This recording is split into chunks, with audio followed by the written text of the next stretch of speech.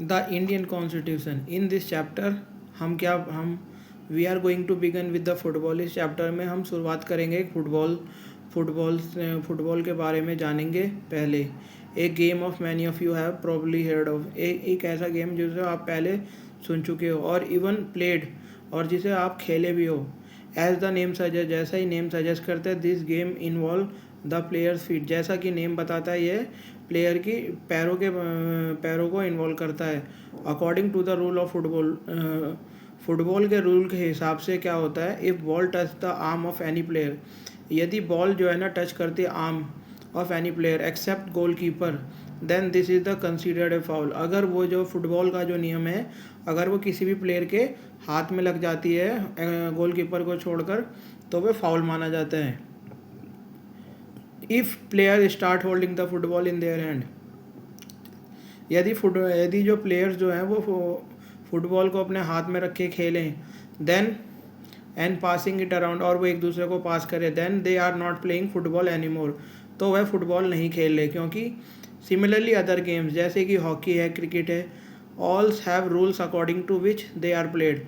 इसमें क्या लिखा है, हर किसी का रूल्स होता है, जैसे हॉकी का रूल होता है, क्रिकेट का रूल होता है। Each of these rule help define the game, ये जो रूल्स होते हैं वह डिफाइन करता है गेम को। And help us distinguish one game from another, और ये मदद करता है एक गेम को दूसरे गेम से अलग करने में। As these are the fundamental to game, जैसे कि ये फंडामेंटल है गेम को। We can also call them the constitutive rules of the game, हम कह सकते हैं जैसे गेम के कुछ रूल्स होते हैं, तो ऐसे ही हम कह सकते हैं इनको कॉन्स्टिट्यूटिव रूल्स होते हैं गेम्स के। लाइक दीज गेम्स, इसी गेम्स की तरह ही सोसाइटी जो होती है उसके एक रूल्स होते हैं जो कि make it what it is, जो सोसाइटी को बनाती है जैसी सोसाइटी है। एंड डिफ्रेंशिएट करती है, सोसाइटी को किससे अलग करते हैं, दूसरी अलग सोसाइटी से अलग करती है। In a large society in which different communities of people live together, these rule are formulated through consensus.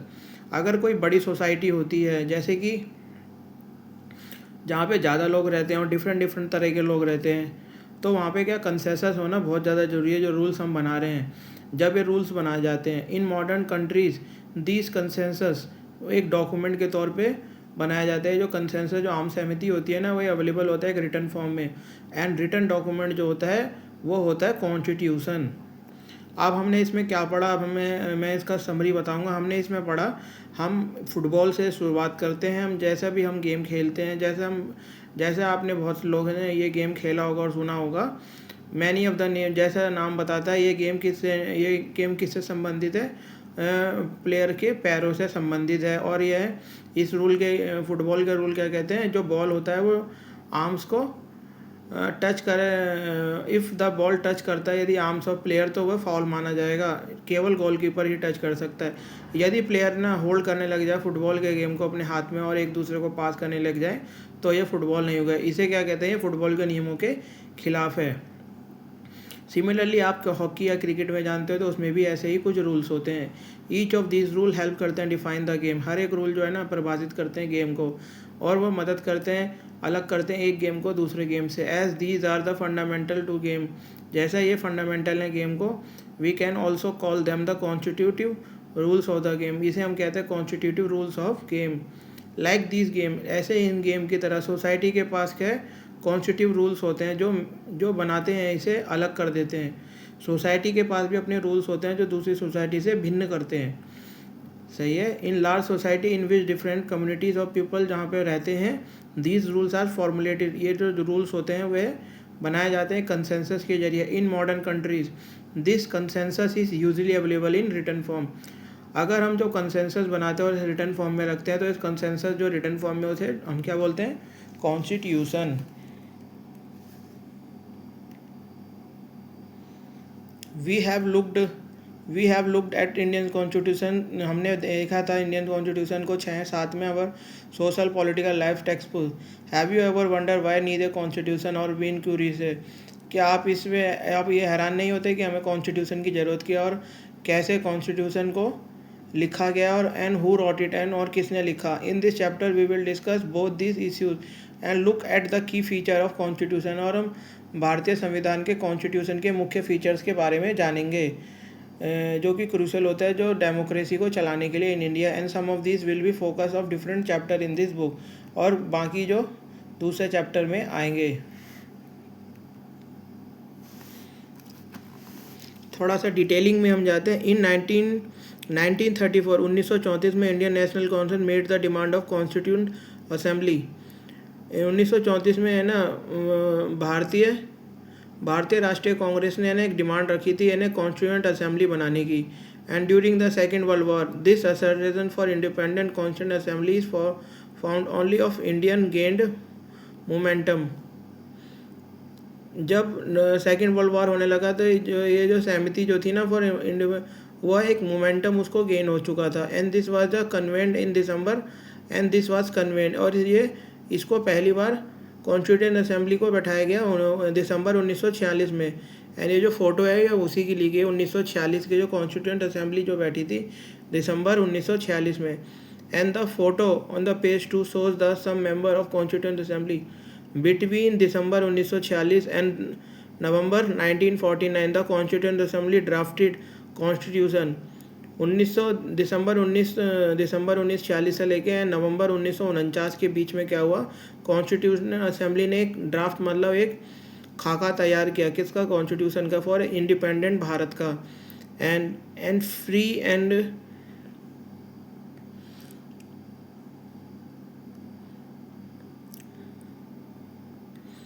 The member of constitution assembly observe this task with a great idealism and that एक idealism के साथ एक उनके जो idealism जो freedom struggle help the produce, जो freedom struggle जो जिसने हमारी मदद करी थी यह बनाने में। You will read more about the work of constitution assembly lighter in this chapter.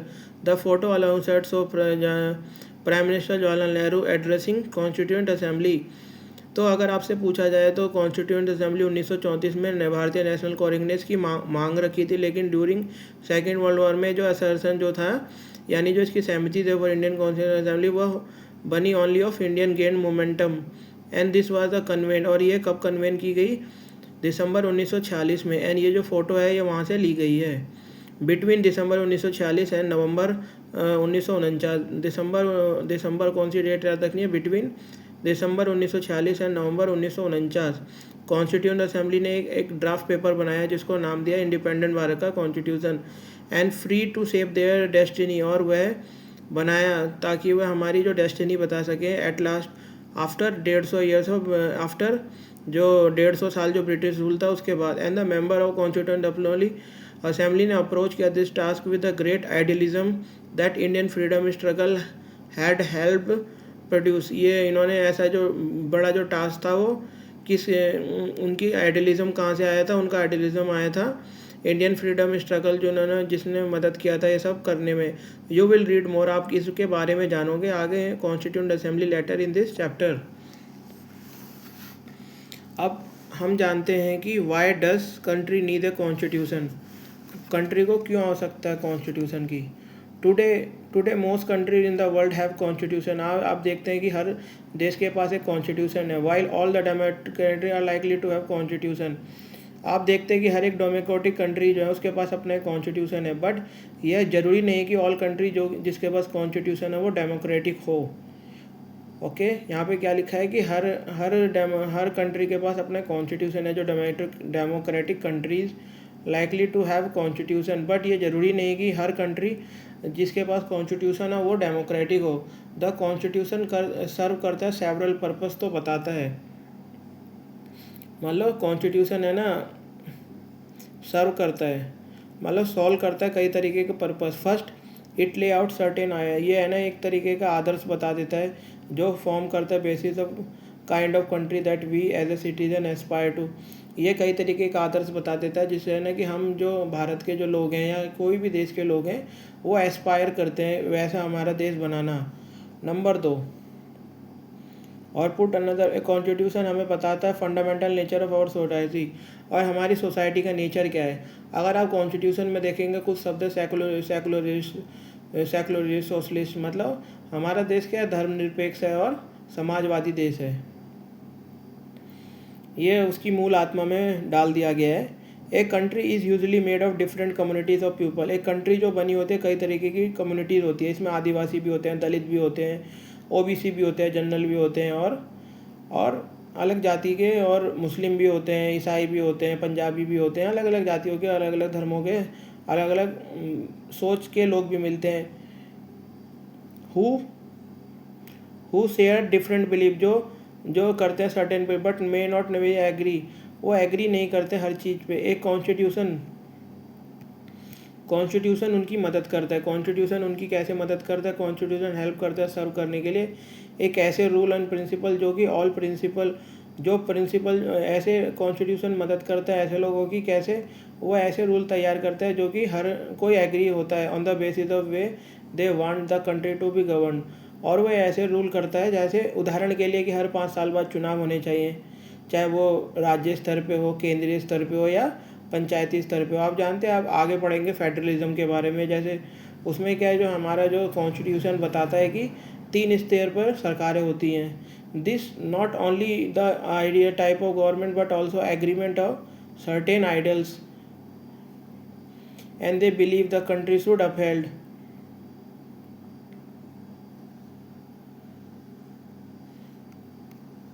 The country of Nepal has witnessed several people struggle for democracy. Country of Nepal ने यहाँ पे बात हो रही है, कंट्री ऑफ नेपाल, उसने क्या किया? Country of Nepal has witness several people struggle for democracy. There was a people struggle in 1990। यहाँ पे 1990 में लोगों का स्ट्रगल हुआ था जिसने इस्टेब्लिश किया था डेमोक्रेसी। 12 साल अंटिल 2002। इन 2002 में क्या हो गया? King Gyanendra sitting Mayus upstream in the countryside as his region began taking over the different aspect of government with the army assistance. The king then finally took over the head of the government in 2005. In November 2005, Maoists joined other political party to sign 12-point agreement. This agreement signed to larger signal to larger public as a imminent return to democracy and peace. In 2004, this people movement for democracy began gaining immense force, and it repeatedly refused that small consensus that king made. And finally, in April 2007, king restored the third parliament and asked political party to form government. In 2008, Nepal became a democracy after abolishing the monarchy, and the above photo show scenes from the people movement for democracy in 2006. ये बात करता है country of Nepal जो है ना, उसने witness किया था पीपल स्ट्रगल फॉर डेमोक्रेसी के लिए लड़ाई लड़ी थी। इसमें क्या था? पीपल ने स्ट्रगल किया था 1990, जिसने इस्टेब्लिश किया गया डेमोक्रेसी जो चली थी 12 साल अंटिल 2002। इन अक्टूबर 2002 किंग ज्ञानेंद्र ने बताया कि माओइस्ट लोग हैं उनकी जो विचारधारा है वो कंट्री में बढ़ रही है, और उसने रीज़न दिया, उसने टेक ओवर कर लिया जो डेमोक्रेसी में, और उसने किसकी हेल्प से? आर्मी की मदद से। And king then finally took over the head, और जो राजा था उसने, जो ज्ञानेंद्र जो राजा जो थे नेपाल के, उन्होंने टेक ओवर कर लिया हेड ऑफ गवर्नमेंट फरवरी 2005 में। इन 2005 में माओइस्ट ने ना ज्वाइन किया अदर पॉलिटिकल पार्टी, और उसने 12 पॉइंट एग्रीमेंट साइन किए, और एग्रीमेंट सिग्नल लार्ज पब्लिक, ये जो एग्रीमेंट है ना, उसने सिग्नल किया लार्ज पब्लिक एक immediate return to democracy and peace, और उसने एक सिग्नल कर दिया लोगों को कि सिग्निफिकेंट इमीडिएट रिटर्न था डेमोक्रेसी एंड पीस का। इन 2006 में क्या हुआ? This people movement for democracy began gaining immense force. 2006 में क्या हुआ? पीपल ने ना डेमोक्रेसी के लिए मूवमेंट चालू हो गई, और वे refuse small concession that king made, and finally in, और 2006 में क्या हुआ? किंग ने रिस्टोर कर दिया third parliament and ask political party to form government, और पॉलिटिकल पार्टी को कहा 2006 में क्या बोला कि आप सरकार बनाएं, अप्रैल 2006 में। 2008 में क्या हुआ? नेपाल डेमोक्रेसी बना, और उसने क्या है? मोनार्की पे बैन लगा दिया। एंड अब फोटो इसी के बारे में दिखा रहा है। अब यहाँ पे लिखा है let us try understand what we mean this through two contrasting situation in the recent history of Nepal. एक कंट्री जिसका बॉर्डर है इंडिया एंड इंडिया का नॉर्थ में। Until recently Nepal was a monarchy.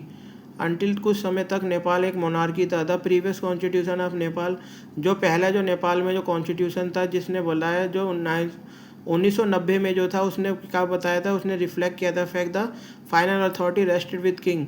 1990 में जो उसका कॉन्स्टिट्यूशन जो अडॉप्ट किया गया था उसमें क्या फाइनल अथॉरिटी किंग के पास थी। As the people movement in Nepal fought for several decades, जैसे लोगों ने लड़ाई लड़ी, एक मूवमेंट चलाया, आंदोलन चलाया नेपाल में, और वह डेमोक्रेसी लेके आए, और 2006 में क्या लाए, वो फाइनली सक्सीड हुए राजा की पावर को ख़त्म करने के लिए। And people had to write a new constitution to establish, उन्होंने एक नया संविधान लिखा और डेमोक्रेसी लेके आए। The reason they did not want to continue with the previous constitution, वे रीज़न जो था ना वो प्रीवियस कॉन्स्टिट्यूशन के साथ नहीं जाना चाहते कि वो कि ये रिफ्लेक्ट करता था, it did not reflect ideals of country, वह देश के आदर्शों पे नहीं करता था। They want Nepal to be and they have fought for, और वो चाहते थे नेपाल हो और उसके लिए वो लड़े।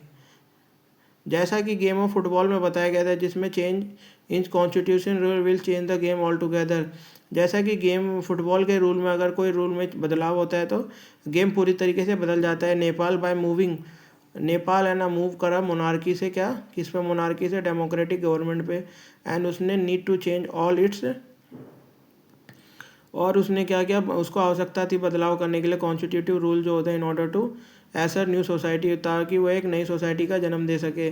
This is why people of Nepal adopted new constitution for country, इसीलिए है ना नेपाल के लोगों ने नया कॉन्स्टिट्यूशन लेके आए for country 2015। And the caption along side elaborate Nepal and struggle for democracy.